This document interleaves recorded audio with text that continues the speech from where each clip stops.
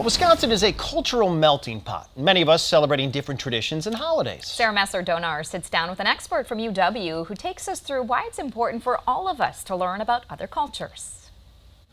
I'm joined now by Thomas Dubois. He is a professor of folklore, Scandinavian studies, and religious studies at UW-Madison. Thank you so much for being here. Oh, I'm very glad to be here. So we're talking folklore and spring traditions today, but you are a folklorist. So what does that entail? Folklore is the study of the way in which we connect to the past, the way that tradition becomes a part of our lives today. So we're talking about some of the spring traditions that we have here in Wisconsin, and we have a lot of different cultures that come together here. So can you tell us a little bit about the celebrations that we're seeing this month and throughout spring? Well, April is this seasonal shift. We go from the glum time of deprivation, which is winter, to spring, and that gets celebrated in all kinds of different ways in the communities that we have. We have Passover this month, we have Orthodox Easter, we have Western Christian Easter. In this month, we also have the end of Ramadan and Eid al-Fitr as a celebration within the Islamic tradition. So we have a lot. And let's talk a little bit about these specific.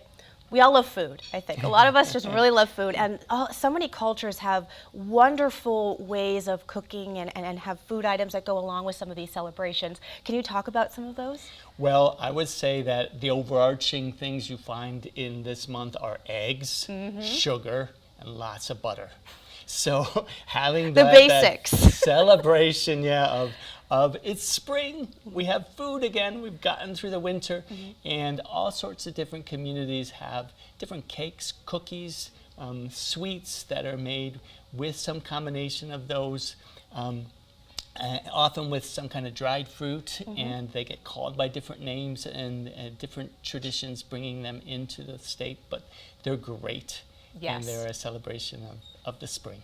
So we talked a little bit before the interview about, why it might be important to spread more awareness about all of the different kind of traditions and celebrations in our state. We talked a little bit about how, Christmas is something that around the world you go up to someone and say, what a Santa suit is? They know what a Santa suit is. But there's less known about these other cultures. So why do you think it's important to spread more awareness about the different traditions within all cultures? Well, Wisconsin is a fantastically diverse place with all sorts of people coming together, and it's been that way since time immemorial. And it's just a wonderful aspect of our world and of our state that we can talk to each other and find out about those traditions. And often, because these spring traditions haven't been standardized in the way that Christmas has, when you talk to somebody about what they do at Easter time or Passover, it will be something their grandparent did, who learned it from their grandparent. So you stretch back into the history of that family and that community in wonderful ways. Well, thank you for sharing this wonderful information with us today on our show. Really appreciate you being here. Glad to be here. Absolutely. And we'll put more links on our website to some of these traditions that we talked about today. But back to you guys.